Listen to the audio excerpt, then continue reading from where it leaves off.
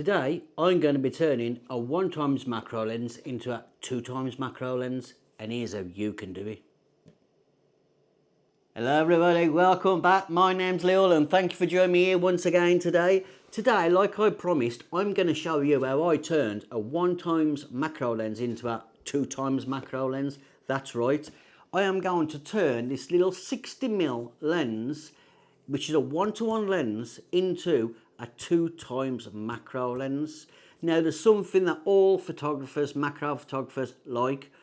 We like to get closer and we like to get sharper. And I've got the filter that will do all this. Welcome to the NiSi 49mm close-up filter kit. NiSi kindly sent me this to have a look at because they know I'm a budget photographer and they know that I spread the word and help everybody out as much as I can. These actually go on to any ordinary lens. So this little lens here will make your kit lens into a macro lens. Now it comes in 3 different sizes, which I will leave links below for you. But today I'm using the 49mm because I want to try and turn my 1x macro lens into a 2x macro lens. In the case comes some rings as well to fit your lenses, different size lenses, which is a fantastic thing. But like I said, I'll leave more details in below so you can have a look around. So today I'm going to be turning this everyday 1x macro lens into a 2x macro lens. So let's have a look, see how we can do. This has got a 46mm thread in here, but this is a 49mm, so I've had to put an adapter ring on it.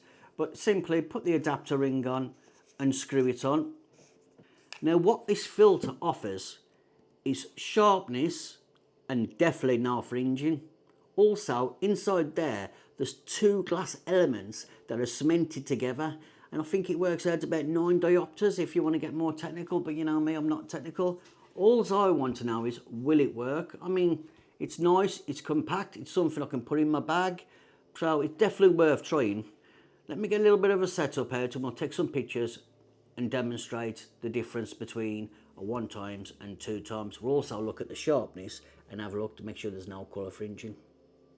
So we're going to use a simple setup today, Albert 1 Mark II, along with the Pod Mini just for the lighting. These are my Landy lights just for lighting. And what I'm going to do is I'm going to use a feather because everybody knows feathers are my favourites, one of my favourite subjects. What I'm going to do is just put a bracket in here just to hold the subject. Like I said, this isn't going to be really a no frills shot. I want to see the sharpness and I want to make sure there's no colour fringing. Sorry about the noise. Simple setup as we go, dimple as. I've just set this up like that. Feather, just place it on there because like I says, we're doing nothing special. I don't really need a background as such. The simple reason is I want to get close. There we go. What I'm going to do is I'm going to get everything set up so I'm in nice and focus, so I ain't got to worry about farting around because I want to take the same image twice. I know, it's a bit mad. Alright, I'm going to be using manual focus to focus on it, and I want that on 1-to-1, that's why I'm using manual focus. It's no good testing it, see if I can get a 2x magnification if I don't use, you know what I mean, it's on 1x first.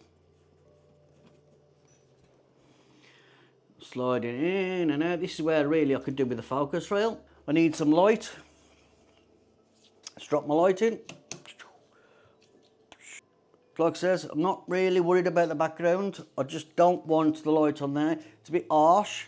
So what I'm going to do is I'm going to put the filter on. And there you go. That's more than enough light in there. Let's get something I like. Yep, that's something alright. Take a test shot. See what happens. At the minute I'm on a longer exposure. I'm on half a second, f10, ISO 200. Just see how we go. Take a quick shot, test shot, see what we get. Perfect. That's with nothing on, so don't worry about it. Right, what I'm going to do now is I ain't got my fine sprayer, so I'm just going to use this pump sprayer.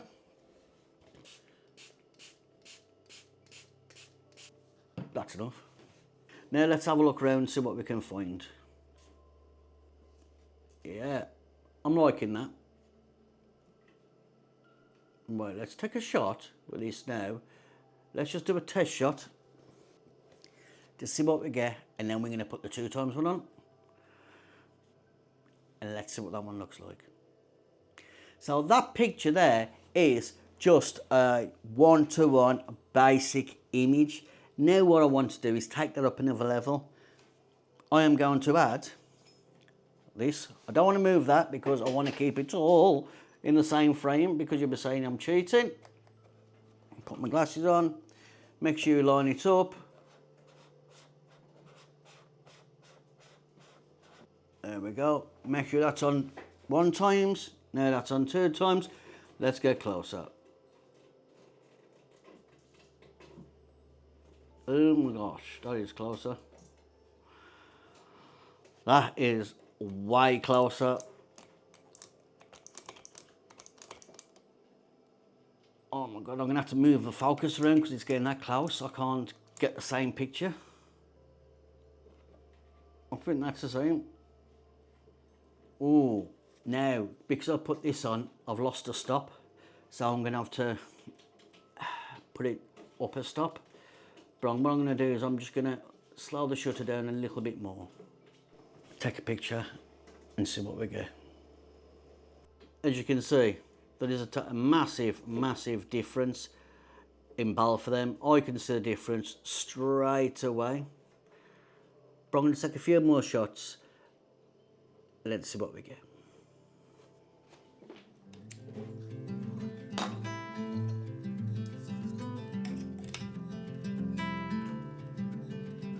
Close your eyes, hear the voice within calling.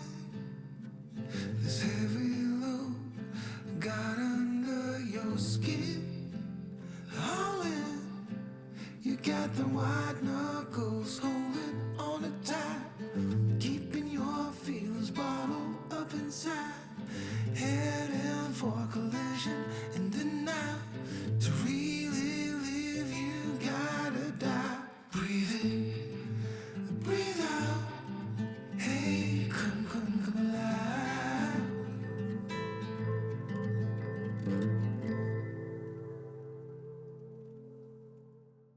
What did you think of those pictures? Did you like them? What do you think of it? Did it make a difference? I can definitely see a difference. Like I says, the two glass elements that are cemented in here really do work well together. Like I said, 9 diopters, and it is built, the build quality is fantastic. I couldn't see no colour fringing, and I can definitely see the sharpness in this. So this is something that's definitely going to be in my bag. Like I says, I'll leave the links below because you can use them on other different lenses, like I said before. So don't be afraid to have a look. But if you're a landscape photographer or a wildlife photographer, and sometimes it can be a bit boring when you're out in the field, and you see something that you want to take a picture of, this might save your life. This might actually even get you a picture on that day that you want. So if you've enjoyed this, thanks a lot for getting to the end of it. And until next time, you know what I'm going to say, stay safe and happy snapping.